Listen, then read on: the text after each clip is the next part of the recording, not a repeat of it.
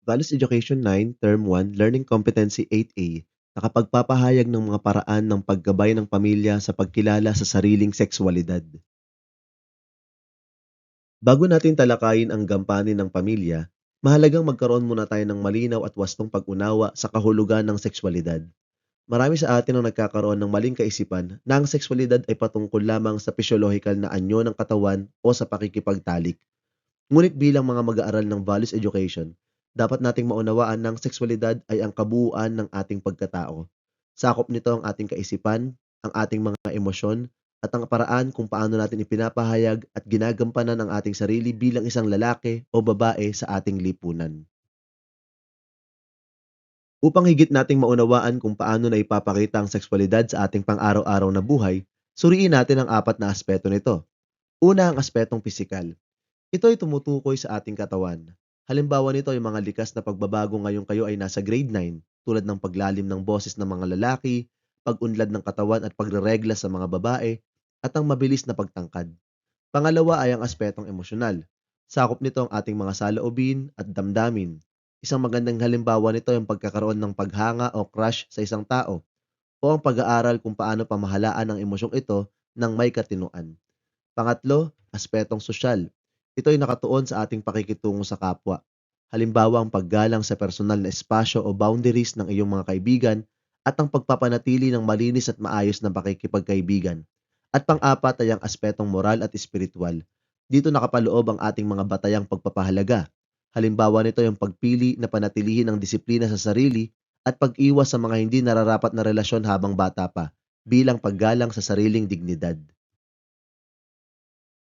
Sa pagtalakay sa paksang ito, mahalagang linawin ang dalawang terminolohiya na madalas na pagpalitin o ikalito ng marami, ang sex at sexualidad.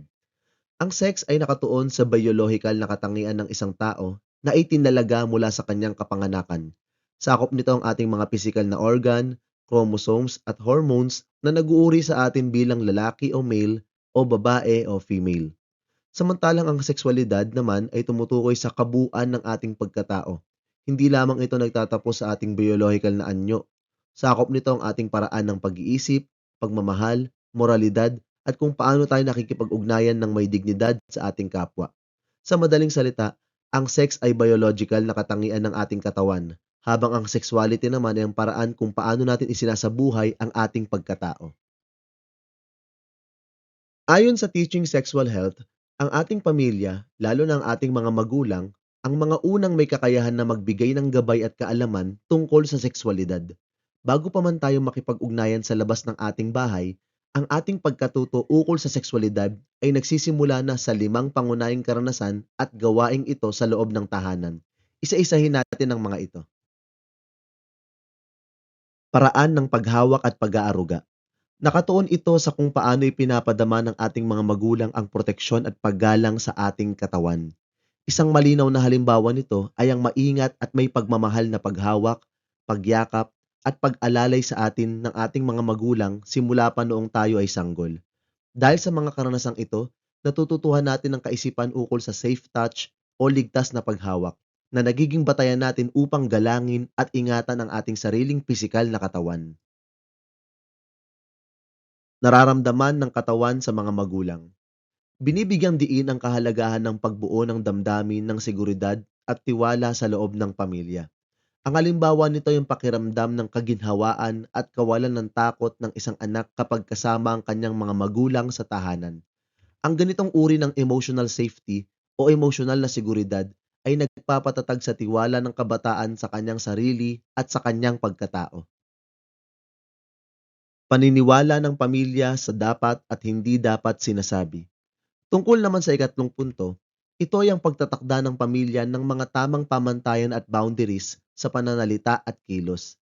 Isang praktikal na halimbawa nito ay ang paggabay ng magulang sa paggamit ng mga wastong salita kapag pinag-uusapan ng katawan o kalusugan. Dito rin natin natutuhan ang paggalang sa kapwa sa pamamagitan ng tahasang pag-iwas sa mga pambabastos, panunukso o hindi angkop na salita tungkol sa sexualidad. Pagmamasid sa ugnayan at relasyon sa pamilya. Para sa ikaapat na punto, itunuturing ang pamilya bilang pangunahing modelo ng malusog na pakikipag-ugnayan at komunikasyon. Nakikita ito sa pamamagitan ng pagmamasid sa kung paano nag-uusap at nagpapakita ng respeto ang mga magulang sa isa't isa araw-araw.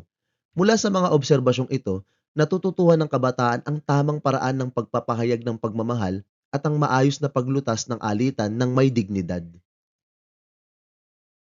Nakikitang gampanin sa tahanan batay sa kasarian.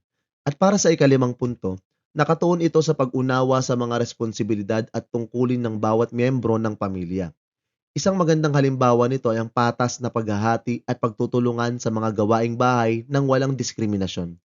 Sa pamamagitan nito, nauunawaan ng kabataan na ang bawat isa, lalaki man o babae, ay may mahalaga at responsableng gampanin sa lipunan. Upang maiwasan ang pagkalito at maling impormasyon ng mga kabataan ngayong sila ay nagdadalaga o nagbibinata, mahalaga ang aktibong paggabay ng pamilya.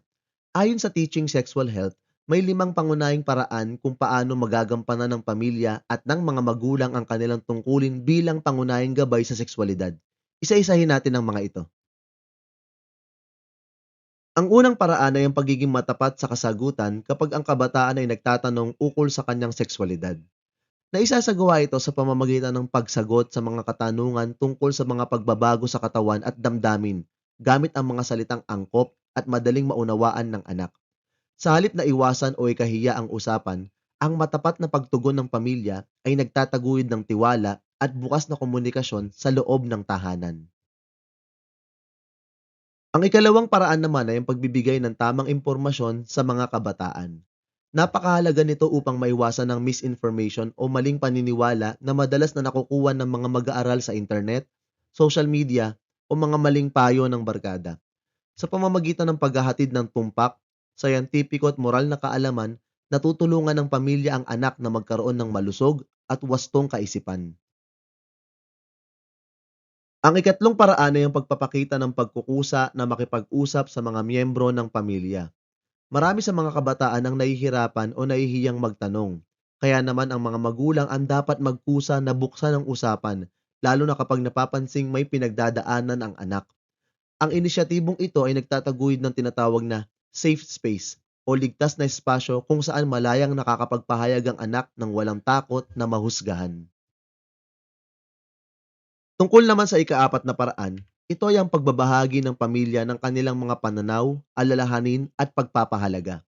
Mahalagang malaman ng mga kabataan kung ano ang mga prinsipyong mahalaga sa pamilya, tulad ng disiplina sa sarili, paggalang sa kapwa, at pagpapahalaga sa sariling dignidad. Ang mga aral at alalahaning ito ang nagiging malinaw na moral compass o gabay ng mga mag-aaral sa tuwing sila ay haharap sa mga kritikal na pagpapasya sa buhay. At para sa ikalimang paraan, ito ay ang pagpapakita ng buong suporta ng pamilya sa kabataan. Naisasagawa ito sa pamamagitan ng pag-alalay sa anak upang makabuo siya ng sarili niyang matalinong desisyon at pagsuporta sa mga mabuting pasyang ito. Ang pamilyang nagpapakita ng suporta ay nagbibigay ng lakas ng loob sa anak upang isabuhay ang kanyang sexualidad ng may pananagutan at kumpiyansa sa sarili. Ngayong natutuhan na natin ang mga paraan ng paggabay ng pamilya, ano naman ang kahalagahan ng pagkakaroon ng tamang pananaw at pangangasiwa sa ating sariling sexualidad?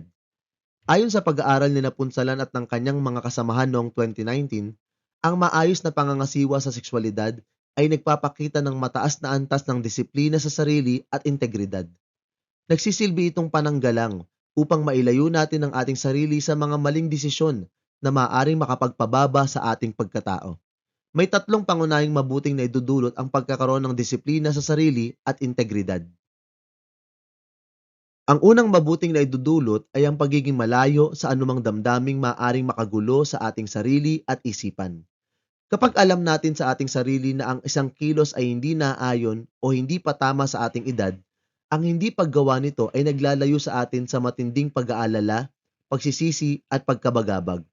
Ang pagkakaroon ng malinis na konsensya ay nagdudulot ng kapayapaan sa isip at nagpapatatag sa ating emosyonal na kalusugan. Ang ikalawang mabuting na idudulot ay ang pagkahadlang at pag-iwas sa mas malalaking suliranin sa buhay. Ang maayos na pangangasiwa sa sariling sexualidad ay nagiging mabisang paraan upang mailayo ang kabataan sa panganib ng maagang pagbubuntis o early pregnancy.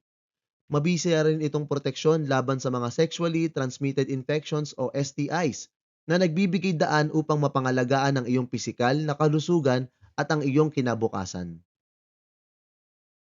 At para sa ikatlong kahalagahan ng tamang pangangalaga at pananaw sa sexualidad, ito ay ang paghahanda sa sarili para sa mas ganap, matured, at seryosong ugnayan sa hinaharap. Sa pamamagitan ng paglalaan ng sapat na panahon sa kasalukuyan para sa pag-aaral at pagbuo ng sarili, naihahanda natin ang ating emosyon at isipan. Tandaan natin, ang tamang tao ay pumapasok sa isang relasyon ng handa, responsable, at may buong paggalang sa kanyang kapwa. Bilang pagtatapos sa unang bahagi ng ating aralin, ang sexualidad ay ang kabuuan ng ating pagkatao, isip, damdamin, kilos at pagkakakilanlan. Ang pamilya ang ating unang gabay sa pag-unawa at paggalang sa ating sexualidad. Ang disiplina sa sarili at integridad ang susi upang magkaroon ng malusog, maayos at responsableng pamumuhay. At hanggang dito lamang po ang ating aralin para sa araw na ito. Sana po ay may natutuhan kayo. Salamat sa panonood at pakikinig. Paalam!